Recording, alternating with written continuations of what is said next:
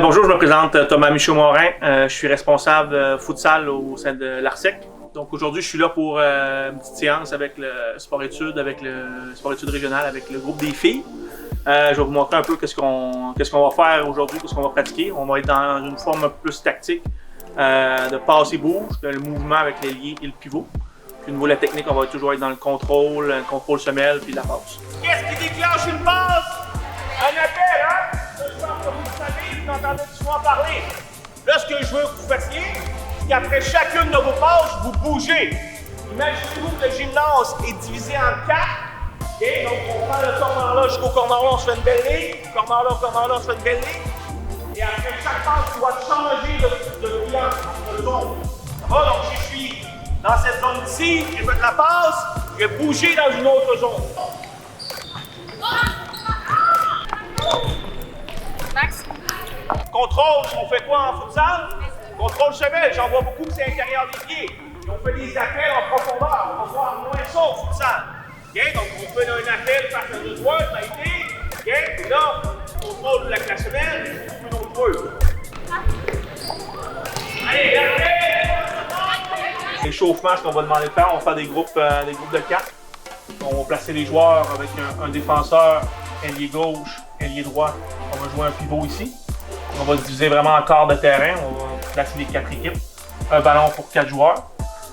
On va demander direct à l'échauffement. On va demander le petit mouvement. Donc ce qu'on va faire, on va jouer sur l'ailier droit. L'ailier droit va redonner sur notre défenseur. Quand il va redonner, on va lui demander de faire une course en diagonale pour devenir le pivot qui va être rendu de l'autre côté. Pendant que ça va se faire, ce joueur-là va redescendre, va prendre la place. Le pivot va devenir l'ailier droit. Le défenseur a le ballon. On va jouer à gauche. Redonne en retrait. La petite course diagonale qui devient le pivot.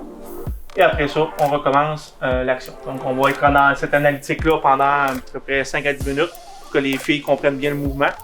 Puis après ça, on pourra aller un peu plus dans ce qui est un peu plus tactique avec de l'opposition avec les filles. Ce qu'on va faire, joue sur l'aile droite, l'aile droite, redonne en une touche. Super. Après que tu as fait la passe, on va faire une course diagonale, va devenir un pivot à gauche. À l'autre, va prendre sa place, va devenir l'ailier à gauche.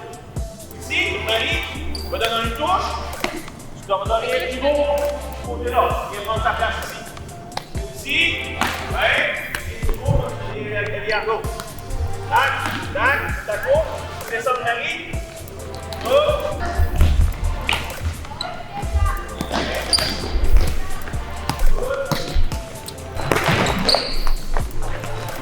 Hip. Super.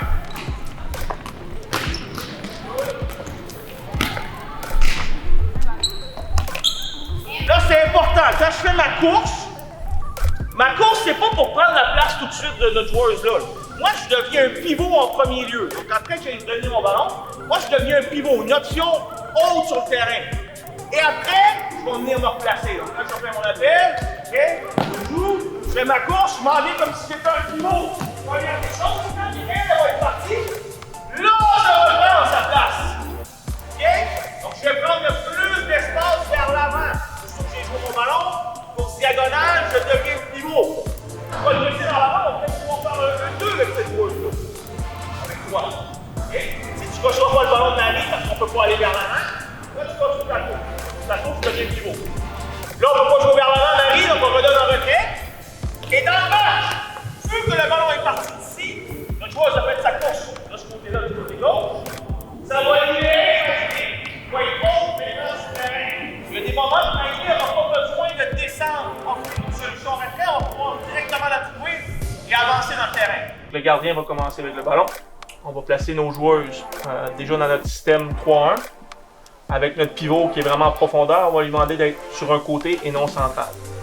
Le gardien va, au départ du jeu, va jouer sur le côté gauche puisque notre pivot est du côté gauche. Redonne, comme on a pratiqué à l'échauffement. L'ailier gauche va venir faire sa course, va devenir le pivot à l'opposé.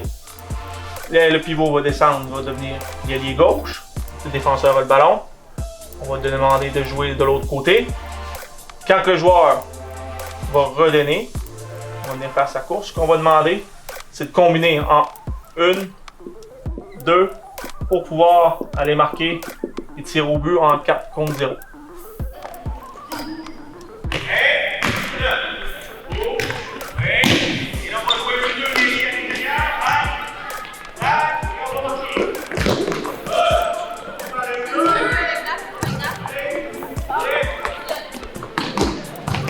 Je donne sur mon ailier à droite.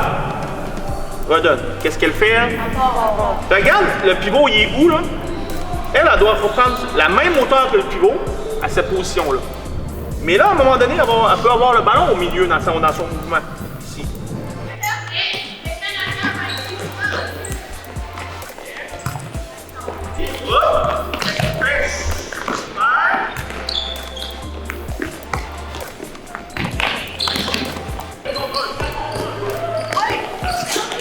Combinaison intéressante.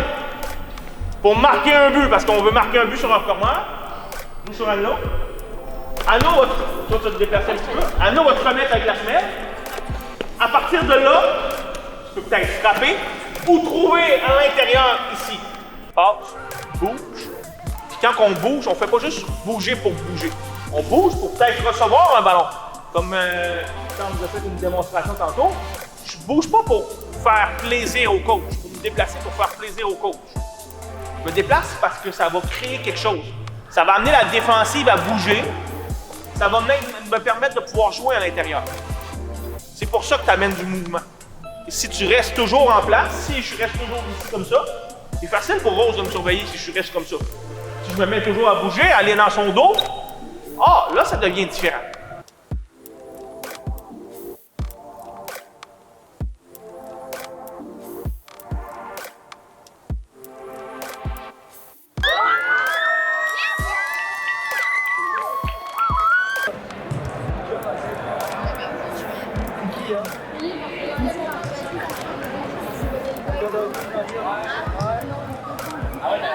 Depuis la game qu'on a joué, il y avait personne.